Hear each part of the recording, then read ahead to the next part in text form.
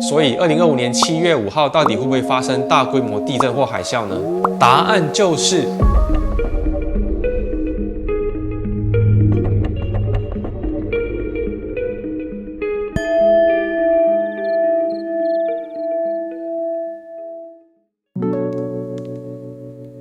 大家好，今天跟大家聊最近相当热门的一个话题，我看到了未来这部漫画的预言。网络上关于这个预言的影片有非常多，有讨论地震发生概率的，也有研究板块运动的，但几乎没有人说到关于这则预言的底层逻辑。所以今天的影片会以完全不同的角度来讨论这个议题。为什么有的人能精准预言？他们真的看到了未来了吗？而预言背后的真相到底是什么呢？今天终点研究所就来为大家一一揭晓。按照惯例，我们先跟大家简单介绍一下《我看见未来》这部日本漫画的预言。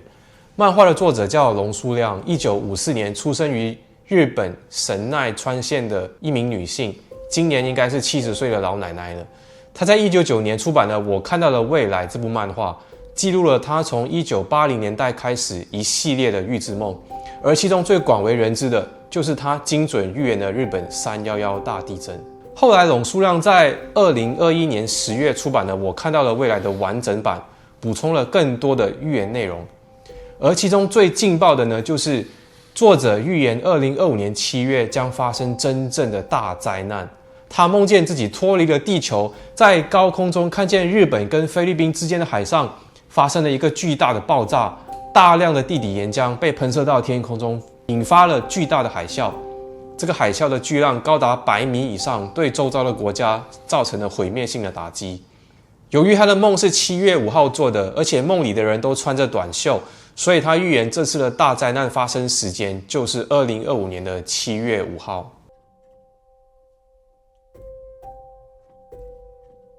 预知梦是真实存在的吗？关于梦境的研究，心理学家普遍认为，梦境是大脑在睡眠期间对日常经历、记忆和情感的整理跟重组。弗洛伊德在《梦境的解析》这本著作讨论了梦境的心理意义跟潜意识的作用，而荣格也在他的著作《原型与集体无意识》中提到，梦境提示了个体心理的深层结构，它是通往集体无意识的窗口。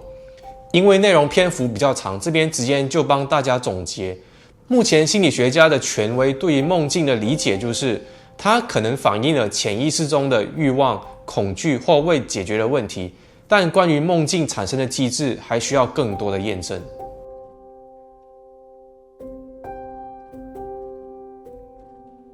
好的，那么脑神经医学对梦境又有什么最新的研究成果呢？2023年，哈佛医学院进行了一项关于大脑在休息时神经活动的研究。他们以小老鼠作为研究对象，植入了能够记录大脑脑神经元活动的电极，用来观察老鼠视觉皮层中6900个神经元的活动。结果发现，小老鼠在放松休息的时候，它们的脑袋会像在回放之前看过的东西一样，这样就叫做神经重播。这个神经重播的机制可以将过往刺激转化为未来反应的预测模型。科学家们觉得，这就像我们在用以前的经验偷偷练习以后可能会遇到的状况，有点像是在脑袋建立一个预测未来的小模型。这样跟我们的梦境有什么关系呢？科学家们猜测，有时候我们做的梦可能刚好就包含了这些在脑袋在休息时建立的未来小模型的片段。如果梦里的片段刚好在现实中发生了，我们就会觉得，哇，我梦到了未来耶。但其实这只是因为未来小模型的片段和现实世界偶然重合而形成的错觉而已。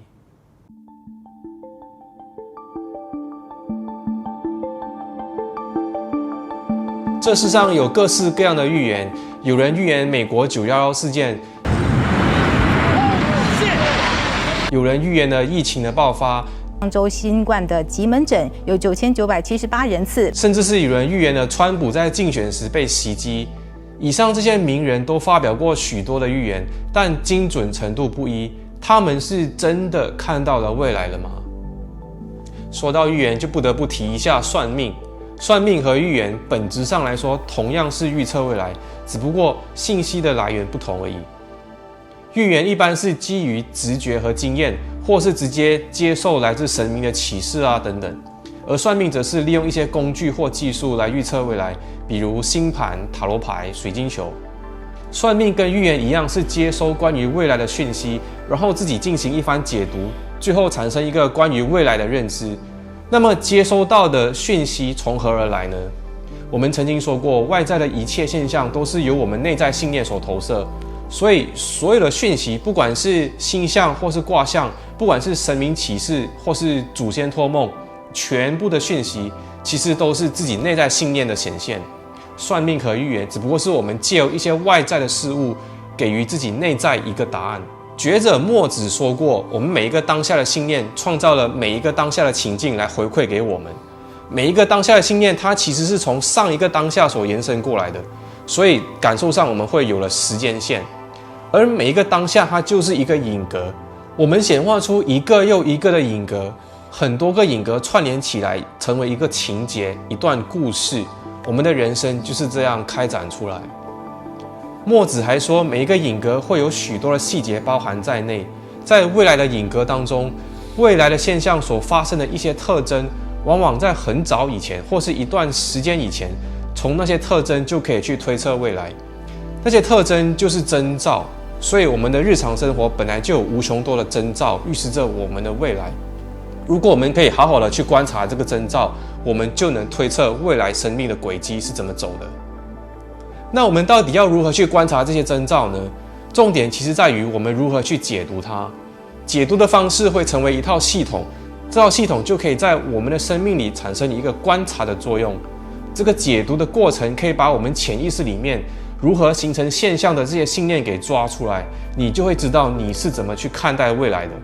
那不管你解读的准或不准，它都是准的。为什么这样说？因为是你的认知去解读这个现象，你怎么去解读它，就代表你内在潜意识里有什么东西。